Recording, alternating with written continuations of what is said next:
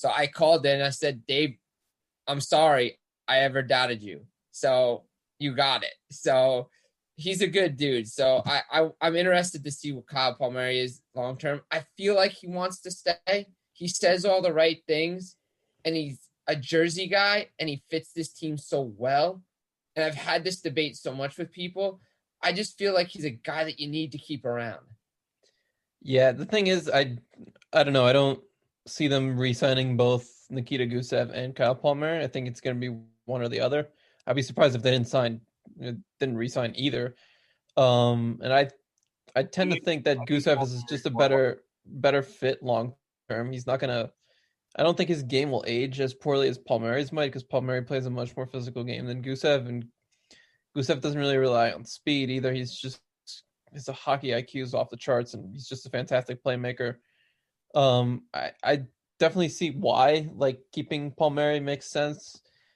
But like if let's just say hypothetically that they ended up going out to in the trade market now and getting like Jonathan Marchessault, then it becomes a lot easier to trade Palmieri and keep Gusev. So well, hopefully they would sign Gusev too. I mean, that's something. Yeah, I think they will. I'm just guessing here. I feel like cap space for it. Yeah, they definitely have. Honestly, they have the cap space to keep both, but yeah, I just don't really see them re-signing both. And I think Gusev maybe is the better fit long term, just as far as like, especially if he like blows up this year and kind of like tears it up. I hope he does. I have him as a breakout player this year. I mean, he had a good season last year, but I think he can break out even more this year. Yeah, especially if he's playing like on the top line with Jesper Bratt and Nico Hischier. He could really just kind of and they still tear it up like he did in the KHL. And in a couple of years, he could have 30 goals and 30 assists, that type of thing, because if he can get up his foot speed a little bit better and keep the pace with, let's say Jack Hughes and maybe Yanni Kuokkanen or whoever's on those line, or Andreas Janssen, there's potential for a big breakout for Gusev on the left flank. Yeah, I mean, if they could end, I mean, his natural position was the left winger in the KHL, so and they could always move him back there depending on if they add someone else this off season. But yeah, I know Kyle Palmieri is like Jersey boy and all that, but it's just I can't see both of them re-signing. So unless the Devils, if the Devils show that they're closer to being playoff contenders than not this season, then they could re-sign both of them in the summer. But I would think one of them is going at the trade deadline if they're not contenders. So that's probably not a possibility. If the right deal, I'm sorry, Jim. Go ahead. No, go ahead. No. Yeah, I mean, if the right deal comes along for Kyle Palmieri, you obviously make the trade. But I think there's a couple of reasons why it's kind of important why they should keep him around. Alex touched on this. Number one, Palmieri plays that physical game. Last couple of years, I'm pretty sure he either led the entire team in hits or led all forwards in hits. I think like 3 out of the last 4 years or 2 out of the last 3 years or something like that. Number two, he's a natural right wing, and that's something that this depth wise on the right side, this team really sorely lacks natural right wing depth. So I think it's important for that. And number three, these next couple of years are going to be pivotal for the development of Hughes and Nico. And I think especially for a rebuilding team, when you're pretty much relying on these two to become your new long-term foundation, I really think it's important to have to retain veterans that could maintain key roles for the next couple of years that have some kind of like long standing with the team. Yeah, I see the argument for that too, but like, yeah, I don't know. It's just like this. The thing is too, everyone's just signing for cheaper deals right now because of revenue loss from COVID-19 and stuff like that. So maybe you could get Palmieri signed to a long-term deal, but for a little less than you expected. You would have maybe in like a normal situation. So maybe that's another reason where they get him signed. You could probably argue that for Gusev too, and I agree with you too that I think these next couple of years are essential for the development of Palmieri or for Hughes and Nico. So I agree with you there. I think that'd be a good reason to keep him. Yeah, and like Taylor Hall, you could tell like Palmieri, he likes playing here. He wants to be here. That just looking back, Taylor Hall really didn't seem to give off, much of that vibe after like the 18-19 season. Well, That's and just you me. could hear, but you could hear it in his interviews because I had a piece up last year about it's an perception, and like he had an interview in like Edmonton or Vancouver, and he was talking about it sounded like he'd already checked out, and he was looking backwards on like what they didn't do and what they still didn't do, and so it seemed like his bags were already packed and he had one foot out the door. Palmieri, it seems different now. To Alex's point, does it all depend on who's named captain too? Because it feels like there's two guys that could be the next captain of this team. One's Palmieri, one's Hischier, and depends on who you go with there. And also I was going to say, does Palmieri's trade value go up if he continues to do well? But it also helps if, like you were saying, if Gusev can show that he can be consistent goal scorer to make up what Palmieri is doing, because like Fitz said, it's hard to find a consistent 25 goal scorer in this league consistently, and that's why I didn't get rid of him at the deadline. I think, like you guys were saying earlier with the cap space too, I just want to touch on that quickly. Like, the Devils have a crap ton of cap space literally for like however long until they go on like a spending spree. But they also probably are thinking to themselves, okay, well, we have Nico signed. We also got to keep some money saved here just in case Jack Hughes hits like a massive breakout here over the next couple of years, which he's gonna. It's just a matter of when. And they're going to have to pay him too, right? So they might have to decide, like Alex said, they're going to have to they could probably afford to keep both, but they're more likely going to have to decide which one of the two they want to keep. And it's going to all depend. Like, Gusev, yeah, but are they going to want to sit and say, okay, well, do we really want to? We already took Taylor Hall away from Nico Hischier. Do we want to take Kyle Palmieri away from him? And then he basically is left trying to get chemistry again with somebody else, or do they want to keep him with Nico, where he's already built that chemistry with him basically since like 2017, and they click together? Well, that's the thing. I believe that if you want to get Nico someone to play with on his left side, at least test the grounds with, let's say, a Kuokkanen or Bolkvist or maybe a Brat, and see who works on his left side and see who works, other than Palmieri on the right side. That's what's good about this camp is that, what if Sharon Govich isn't just a second line, third line guy, as a center / winger? What if he can click and play first line wing? I mean, he was tearing it up in the KHL, and I know the KHL is a different animal, but you had a guy that was performing at a really high rate. So at least give him a chance to work his way up the ladder.